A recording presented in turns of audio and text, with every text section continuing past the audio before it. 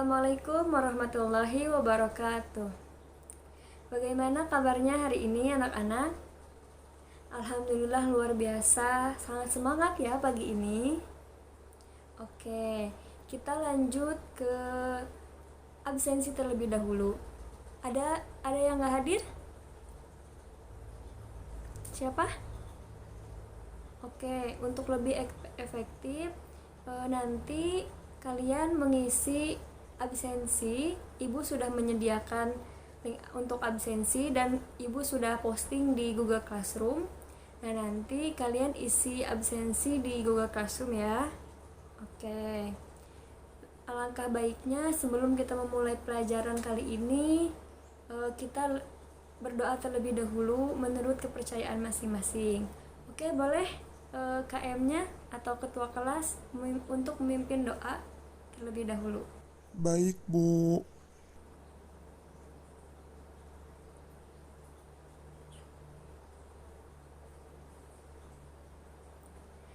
Oke, pertama-tama sembari mengisi absen, nanti ya kalian mempersiapkan diri terlebih dahulu.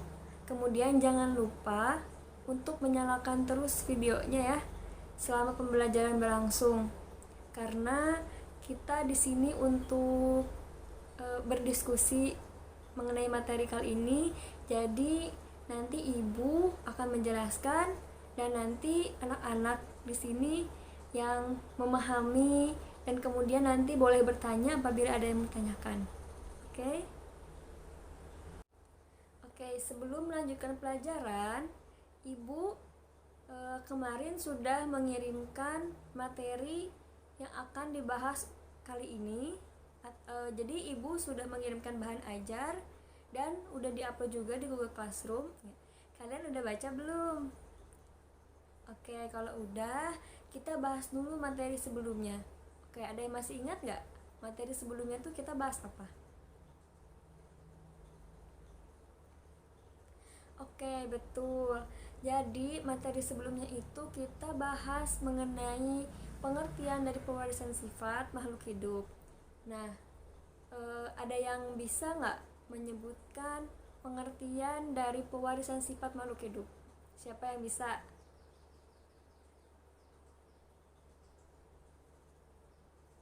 Oke, betul. Jadi, pewarisan sifat merupakan proses penurunan sifat dari induk atau parental kepada anak atau filial.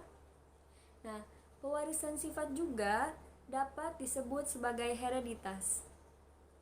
Penurunan sifat dari induk ke anak ini tidak terjadi secara acak ataupun tak beraturan, tetapi ditentukan oleh sifat-sifat orang tua yang dikodekan oleh materi genetik. Nah, ada beberapa sifat yang terdapat pada induk jantan dan induk betina, juga ditemukan pada anak. Akan tetapi, anak tidak selalu sepenuhnya persis sama dengan induk jantan atau betina. Bisa jadi mirip dengan keduanya, atau juga mirip salah satunya. Contoh yang bisa kita temui sehari-hari yaitu kucing berwarna hitam kemudian kawin dengan kucing berwarna putih. Nah, anaknya mungkin akan memiliki sifat yang mirip dengan kedua induk, yaitu hitam dan putih. Tetapi bisa juga memiliki sifat salah satu induknya. Nah, selanjutnya itu kemarin kita selain membahas tentang pewarisan sifat, kita juga membahas tentang apa? Ayo, ada yang tahu? Oke, betul. Kita membahas tentang komponen-komponen utama yang diperlukan dalam proses pewarisan sifat. Oke, ada yang tahu apa sih komponen-komponen utama yang diperlukan dalam proses pewarisan sifat itu apa aja? Ada yang tahu? Oke, betul. Yang pertama itu ada kromosom dan yang kedua itu ada gen. Nah, siapa yang bisa mengartikan apa sih itu kromosom itu apa gitu. Siapa ayo yang bisa? Oke, Jessica.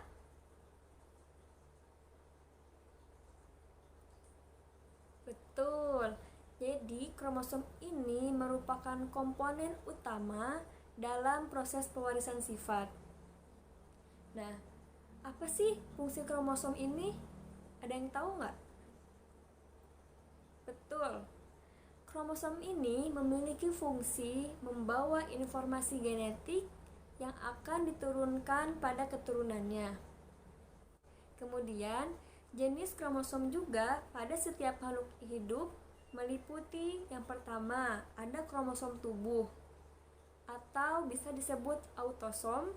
Yang kedua, ada kromosom kelamin yang disebut gonosom.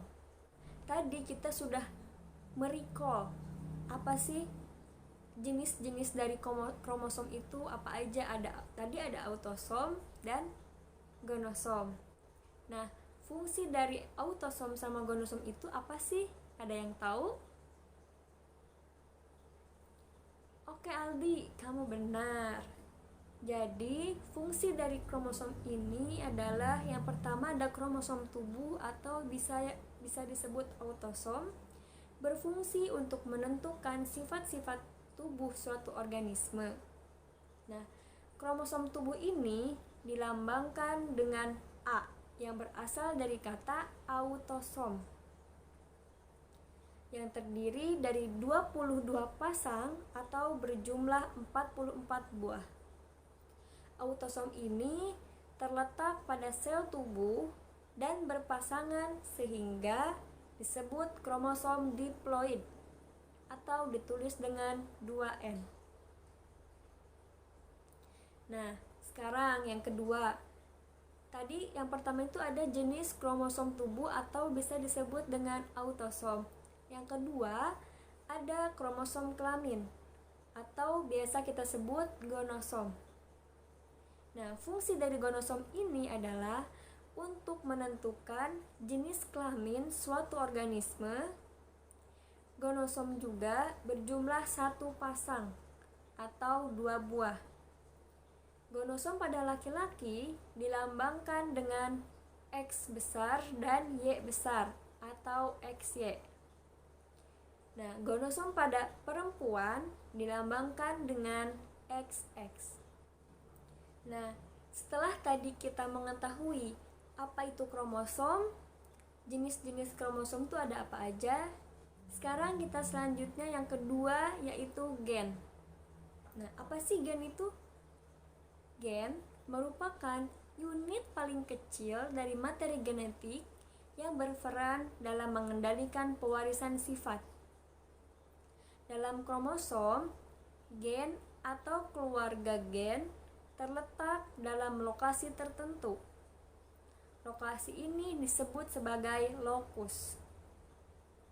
Karena manusia memiliki 2 pasang kromosom, maka manusia juga memiliki 2 pasang lokus untuk satu jenis gen tertentu. Kemudian, bagaimana bisa gen mempengaruhi sifat makhluk hidup? Ada yang tahu? Oke, betul. Jadi, misalkan nih, ada gen yang mengkodekan sifat mata berwarna biru. Ketika proses ekspresi gen berlangsung, DNA akan ditranskripsi menjadi RNA. Dan RNA akan ditranslasi menjadi protein. Protein ini pada akhirnya akan terlibat dalam metabolisme yang menjadikan warna mata menjadi biru. Oke, sudah paham ya? Nah, setelah kita mengetahui apa itu kromosom, gen, dan pengertian pewarisan sifat, selanjutnya ada yang ingat gak? Kemarin kita bahas materi apa lagi? Oke, betul. Kita bahas mengenai faktor yang mempengaruhi fenotip pada pewarisan sifat. Ada yang tahu nggak? Apa aja sih faktor yang mempengaruhi fenotip pada pewarisan sifat? Ada yang tahu? Betul. Yang pertama itu ada karakteristik kromosom. Yang kedua ada karakteristik gen. Yang ketiga ada nutrisi. Dan yang keempat ada kondisi lingkungan. Oke, kita bahas satu persatu lagi ya. Nah, apa sih karakteristik kromosom itu? Nah, kromosom merupakan komponen yang paling utama dalam pewarisan sifat. Jika dilakukan persilangan, kromosom akan menentukan informasi genetik apa yang diturunkan pada keturunannya. Kromosom tubuh atau autosom akan mewariskan sifat fenotip dari indukan, sementara kromosom kelamin atau gonosom akan menentukan jenis kelamin. Oke, sudah paham ya? Kita lanjutkan ke karakteristik gen. Seperti setelah dijelaskan yang tadi ya, bahwa gen ada yang bersifat dominan dan resesif. Nah, karakteristik gen tersebut akan menentukan hasil persilangan dan pewarisan sifat keturunan. Yang ketiga ada nutrisi. Nah, proses pewarisan sifat juga dipengaruhi oleh nutrisi yang masuk ke dalam tubuh makhluk hidup. Jika unsur-unsur tubuh terpenuhi dengan baik, terutama protein, proses pewarisan sifat juga akan berjalan dengan baik. Seperti itu. Jadi, misal nih, pada suatu tanaman yang tumbuh mendapatkan nutrisi yang baik, tentu akan menghasilkan keturunan yang baik seperti indukannya. Demikian pula sebaliknya. Yang terakhir ada kondisi lingkungan. Nah, kondisi lingkungan ini sangat mempengaruhi proses fisiologis yang terjadi dalam tubuh. Salah satunya ialah pewarisan sifat melalui persilangan. Maka dari itu, kondisi lingkungan yang baik akan berpengaruh baik pula pada proses persilangan. Oke, jadi kita sudah paham ya. Di pertemuan kemarin kita udah bahas apa aja. Nah, selanjutnya kita masuk ke pembahasan inti di pertemuan kali ini. Oke, setelah kita memahami pengertian dari pewarisan sifat, tentu kita akan menemukan istilah-istilah baru yang sering muncul dalam persilangan atau pewarisan sifat. Sebelumnya, ada yang tahu nggak istilah apa sih yang sering muncul atau yang sering kita dengar ketika membahas tentang persilangan atau pewarisan sifat? Ada yang tahu? Oke, betul ya. Ada yang menambahkan lagi? Oke, kita bahas ya. Jadi, istilah-istilahnya itu adalah ada yang pertama, parental. Yang kedua, ada filial. Yang ketiga, ada dominan. Yang keempat, ada resesif. Yang kelima, ada genotip. Yang keenam, ada fenotip. Dan yang terakhir ada alel. Kita bahas satu persatu ya. Yang pertama itu ada parental. Apa sih parental itu? Jadi, parental atau biasa disimbolkan dengan huruf P yang mempunyai arti orang tua atau induk. Yang kedua ada filus atau filial yang biasa disimbolkan dengan huruf F yang mempunyai arti keturunan atau anak, di mana keturunan pertama bisa disimbolkan sebagai F1 dan keturunan kedua bisa disimbolkan sebagai F2 dan seterusnya. Selanjutnya yang ketiga ada gen. Gen merupakan pembawa sifat yang disimbolkan dengan huruf. gen juga dibedakan menjadi dua, yaitu yang pertama ada dominan, yang kedua ada resesif. Nah, gen dominan adalah gen yang dapat mengalahkan atau menutup gen lain yang merupakan pasangan alelnya, yang biasa ditulis menggunakan huruf besar. Contoh, A besar, B besar, dan C besar. Yang kedua ada gen resesif. Gen resesif adalah gen yang dikalahkan atau ditutupi oleh gen lain yang merupakan pasangan alelnya, yang biasa ditulis menggunakan huruf kecil. Contoh, A kecil, B kecil, dan C kecil. Yang keempat ada genotip. Genotip adalah susunan gen atau sifat yang ditentukan oleh gen, di mana genotip ini juga terbagi menjadi dua, yaitu yang pertama ada homozigot. Homozigot adalah susunan gen yang sama. Contoh, A besar dengan A besar, B besar B besar, A kecil B kecil. Yang kedua ada heterozigot. Heterozigot adalah susunan gen yang berbeda. Contoh, A besar A kecil, B besar B kecil. Yang kelima ada fenotip. Fenotip adalah sifat lahiriah yang merupakan bentuk luar yang dapat dilihat atau diamati atau sifat yang nampak, seperti tinggi badan, warna kulit, dan bentuk rambut, lurus atau keriting.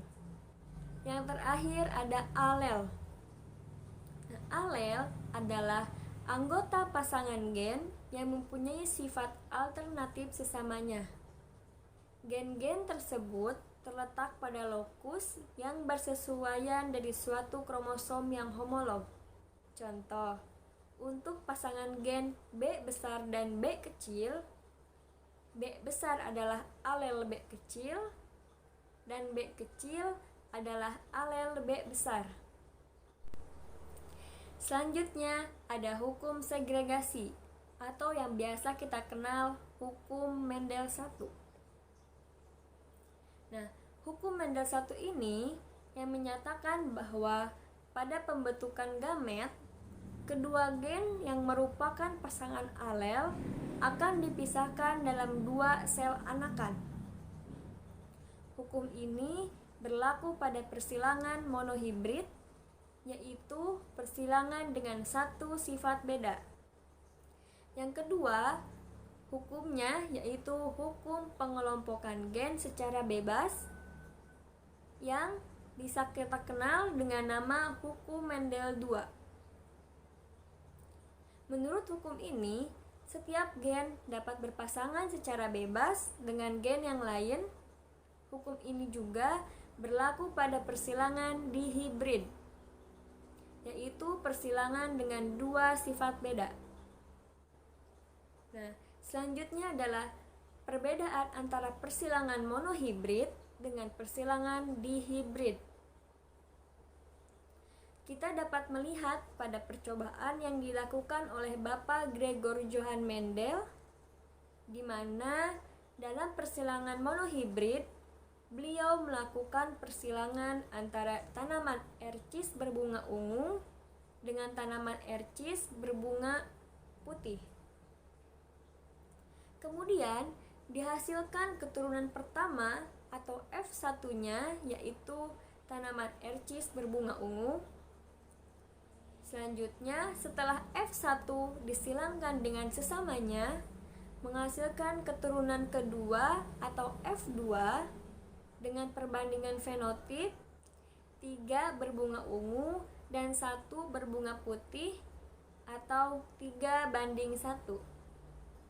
Dapat dilihat di gambar berikut. Nah, sedangkan pada persilangan dihibrid, beliau menggunakan dua sifat beda, yaitu bentuk dan warna biji. Beliau menyilangkan tanaman ercis berbiji bulat kuning dengan tanaman ercis berbiji keriput hijau.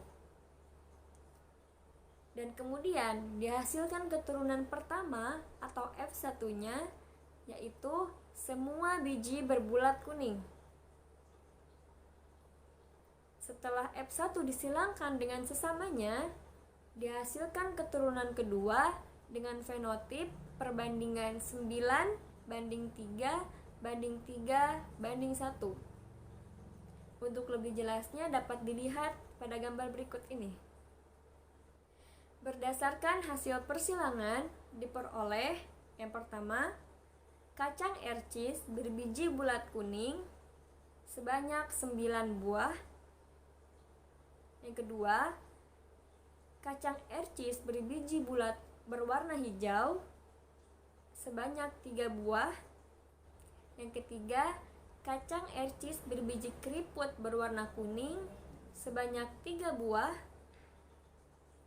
Dan kacang ercis berbiji keriput berwarna hijau sebanyak 1 buah. Nah, hukum 2 Mendel ini menyatakan bahwa bila dua individu mempunyai dua pasang atau lebih sifat, maka diturunkannya sepasang sifat secara bebas, tidak bergantung pada pasangan sifat yang lain. Dengan kata lain, alel dengan gen sifat yang berbeda tidak saling mempengaruhi. Hal ini menjelaskan bahwa gen yang menentukan seperti tinggi tanaman dengan warna bunga suatu tanaman tidak saling mempengaruhi. Oke, paham ya? Setelah kita dapat membedakan persilangan monohibrid dan dihibrid, sekarang kita akan mengenal macam-macam persilangan. Yang pertama, ada persilangan monohibrid yang sudah kita bahas tadi, yaitu persilangan atau pembastaran dengan satu sifat beda. Yang kedua, ada persilangan intermediate, yaitu jika sifat gen dominan tidak penuh.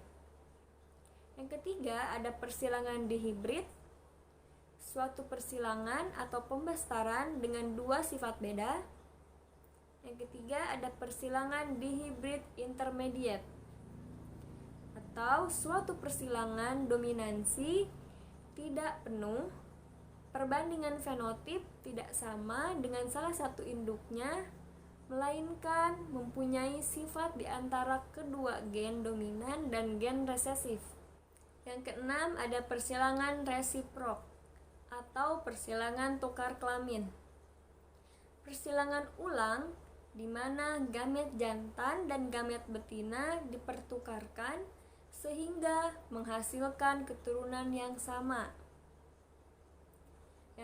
Yang ketujuh, ada backcross dan test cross.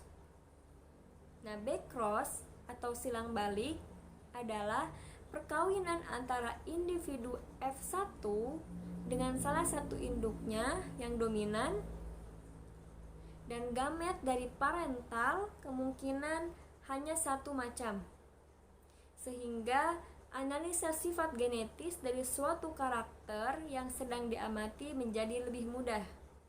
Kemudian ada test cross atau uji silang.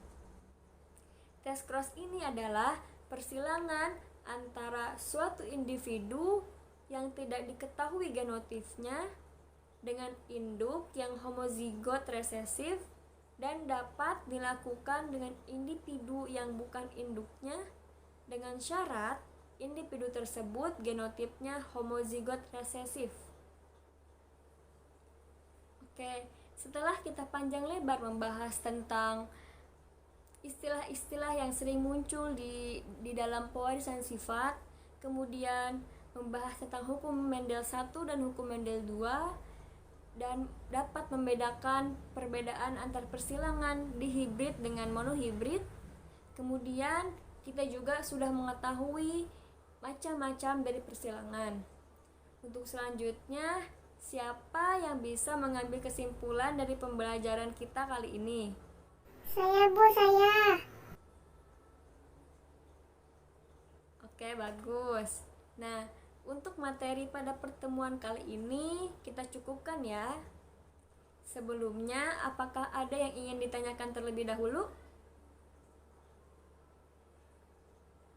Oke, jika tidak ada yang ditanyakan, Ibu akan memberikan LKPD untuk kalian sebagai latihan mandiri di rumah. Kemudian, LKPD-nya dikumpulkan dan dikolektif oleh ketua kelas dan dikirim ke WhatsApp Ibu ya, atau ke email Ibu juga boleh. Paling lambat, tugas LKPD-nya dikumpulkan 1 hari sebelum pertemuan selanjutnya. Kemudian, selain tugas LKPD, ada juga tugas individu rutinan tiap minggu. Yang pertama itu ada membuat resume materi. Yang kedua, membuat peta konsep atau peta pikiran. Yang ketiga, ada membuat soal HOTS atau High Order Thinking Skill mengenai materi setiap pertemuan kita. Baik, untuk tugas individu ada yang mau ditanyakan terlebih dahulu mengenai tugas? Oke, jika tidak ada, setelah ini kalian diskusi di forum Google Classroom yang sudah Ibu sediakan. Diskusi tentang materi hari ini, nanti Ibu akan pantau, dan untuk siswa yang aktif akan mendapatkan nilai tambahan dari Ibu. Oke? Nah, setelah Ibu tutup pembelajaran kali ini, nanti kalian mengisi survei kepuasan belajar di Google Classroom di link yang sudah Ibu sediakan. Oke, kita tutup pembelajaran kali ini dengan membaca ayat Alhamdulillah. Alhamdulillahirabbil alamin. Ditutup dengan kafaratul majlis. Subhanakallahumma wa bihamdika asyhadu an la ilaha illa anta astaghfiruka wa atubu ilaik. Wassalamualaikum warahmatullahi wabarakatuh. Sampai bertemu di pertemuan selanjutnya.